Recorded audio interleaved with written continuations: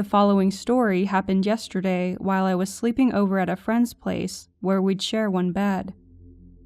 I suddenly awoke in the middle of the night, and there was a face with huge black eyes right in front of mine.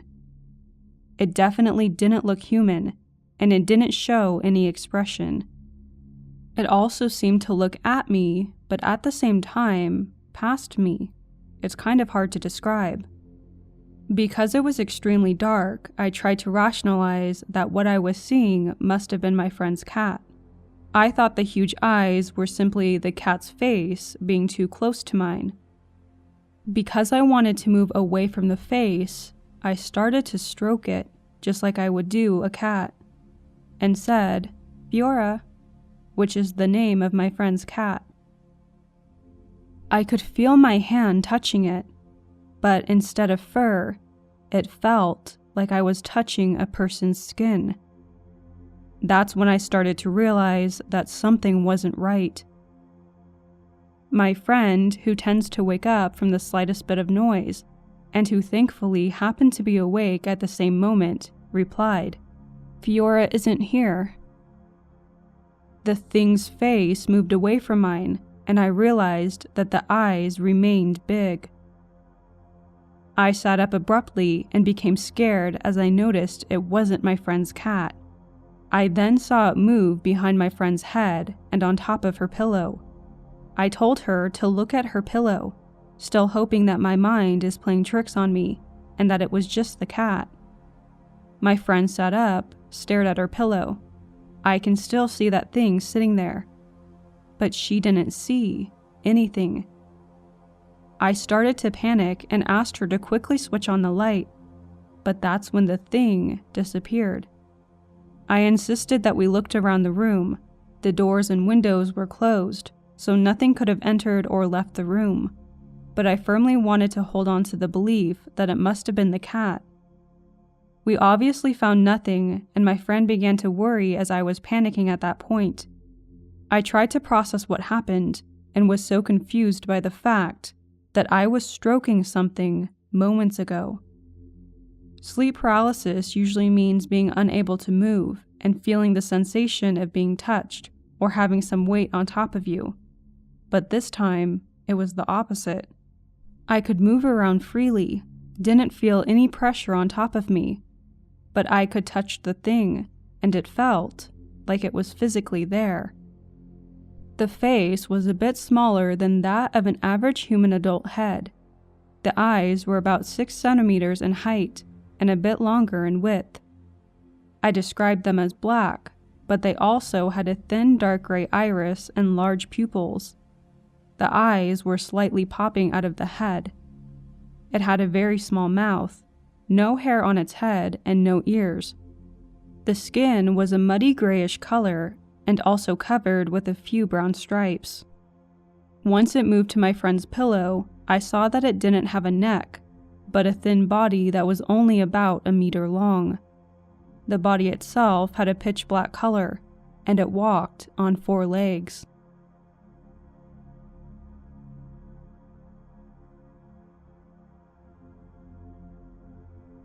My family would often move due to my dad's job. We lived in around 9 different states, sometimes moving houses within them. When I was 6, we had moved to Wisconsin in an older Victorian home. In the first year, I had fallen asleep with my mom in the living room. I had woken up at about 1 a.m., and I had seen that about 20 feet away on the bottom of the stairs was a woman. She stood about 6 feet tall and had long black hair and wore a black and white striped dress that covered her feet. Her face was not visible. I panicked but couldn't move. It took about 5 minutes of me squeezing my eyes shut to fall back asleep. I would wake up with small bruises on my arms and legs, but thought nothing of it. The same thing happened nearly 2 years later, before we moved. However, I was asleep in my bedroom, and I saw her in the hallway, still not moving. I woke up that time with bits of my hair cut around my head. I remember thinking it was my sister until she denied doing so, causing huge upset with the family about her abusing me, which wasn't true at all. Now, we had moved to Kansas in a rather nice Tudor-style home. My parents liked older homes. If it was older than 80, we had to live there. I was nearly 11 when I, once again, fell asleep on the couch with my mom. The house was smaller, so the living room was a bit cozier, with a fireplace and stairs on one side, with the den on the other, maybe 10 feet. I opened my eyes, and again, she was at the bottom of the stairs, slightly illuminated by the streetlight outside. The next morning, I woke with a migraine, the one and only one I've ever had. It was only me, 2 of my sisters, and my parents at the time. Then, 5 years later, we moved to Florida in a rather new home, which was odd for my parents. Just one sister with us this time. Within the first month, she appeared again. I still couldn't move or speak. All I could do was stare. She was in the doorway, maybe 6 feet away, just watching me, wearing that same dress. The next morning, I had cuts on my breasts and neck. After we moved house, about 4 miles away, was one of the last times I ever saw her, until a few weeks ago. She was at the foot of my bed, her face still covered, but I could almost see her breathing. I woke up untouched, but came down with a nasty stomach bug later that day. The last time I saw her, my parents and I moved back into my childhood home in Michigan. It was my grandparents before they left. I had a room in the basement and was rather happy with the setup. It wasn't until exactly 1 year after I moved in that I experienced her. This time I refused to open my eyes, tired of being afraid. But I could hear her. She was right next to me, breathing in my ear. She didn't say anything at all, just breathed.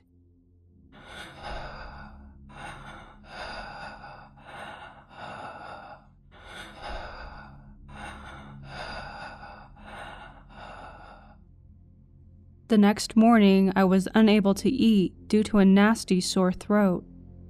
See, I would assume that this was just some sleep paralysis demon or an overactive imagination. However, I still can't shake the feeling that something was, or is, here. I still get random bruises on my leg. I take iron supplements, otherwise I'm very healthy. And I randomly feel nauseous when I'm alone or before bed. It's something I've gotten used to, but I always get a creepy feeling on my neck when I'm alone. I still panic when my parents leave, and I fill my work and school schedule as much as possible to avoid this. I don't see anything wrong with my surroundings. It only affects me.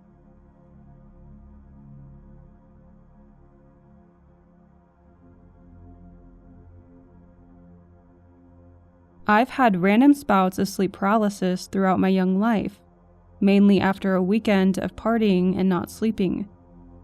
However, the last few weeks I've been experiencing quite a few weird headaches, like migraines that go into the back of my skull. One night, I was having one of those nights where your body just keeps pulling you into paralysis. Eventually, I stopped fighting and let myself fall into it. I knew something had got into my bed because I could feel breathing under my sheets. Whatever it was climbed onto my back and whispered into my ear, "Hello, Aaron." Obviously, I felt terrified, but I wanted to know what kind of beast had entered my bed, so I opened my eyes. Its fingers were pressed over mine, kind of as if it were pushing me into the bed. They were long and scaly, and I know it must have been a kind of reptilian beast. It whispered again that I am very sick, and I might need to go to the hospital. At that point, I probably thought the beast was messing with me, so I just wiggled and wiggled my toes until I finally woke up. I really felt like it wanted me to know that though, and it was fighting extra hard to push me into the bed, as if to say, "Don't ignore me." I fell asleep, and in the morning I woke up with a strange feeling in my neck again. I ended up having a stroke and a blood clot in my neck. I'm only 24, so it was completely out of the blue, with no previous health problems. I've been in a hospital for about a week and recovering well. I thought it was pretty interesting that whatever came to me in my paralysis wanted to warn me about what would happen.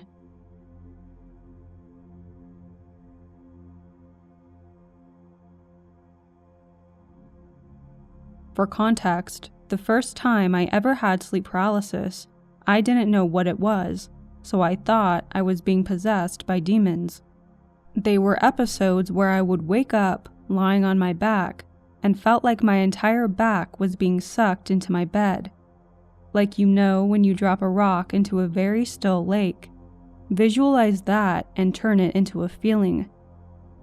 And then I would hear the sound of the only thing I can describe as a very old heavy drawbridge coming down, like creaky old wood and chains, if that makes sense. And then, at the same time, I felt as if my body was sinking into my bed at a 45-degree angle. I absolutely thought I was being summoned to hell. Every time I had sleep paralysis, I would fight with myself to try to wake myself up. If I couldn't move my body at all, I would try to manipulate my breathing to try to engage any muscle at all to wake up. I would also never open my eyes, in fear that I'd see a demon in the corner of my room. I was not about to scare myself more than I needed to. After those happened, each time I got sleep paralysis, I started chanting in my head something about angels or God, in hopes that it would stop.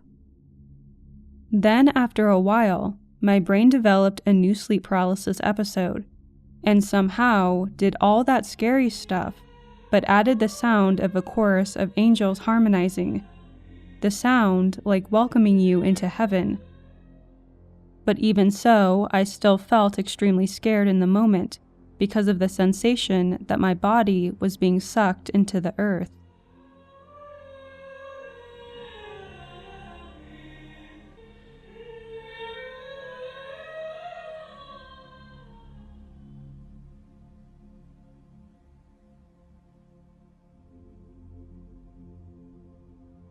I was staying at my grandparents' a few years ago. It was a big house with a staircase leading from the ground floor up to the second floor. My room was directly in front of the staircase on the second level. I was around 14 years old and was so scared of my grandparents' house, as it was so massive and I always felt like it was haunted. So whenever I slept over, I would leave the door open. I had sleep paralysis a few times before this, and had trouble getting to sleep in fear of getting sleep paralysis.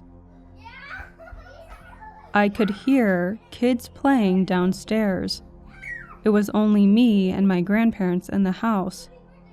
I remember looking directly down at my feet, out to the staircase, and hearing laughing. Then I could hear footsteps running up the stairs, and I could see the head and shoulder of a young boy peeking up at me. So I closed my eyes because that's all I could do. Then I could hear the little footsteps come up the remaining steps and stop at the end of my bed. It was quiet for a few seconds, but then I could feel pressure on the end of my bed, heavy enough to be a little child around 5 to 6 years old. They walked up the top of the bed by my head, and I could hear the springs in the bed move with the pressure. Then they jumped to the side of the bed and made a thump. Then I could hear them running back down the stairs and laughing. I was 100% awake and aware of what was happening. I just couldn't move or scream. When I could finally move, I yelled out to my grandparents.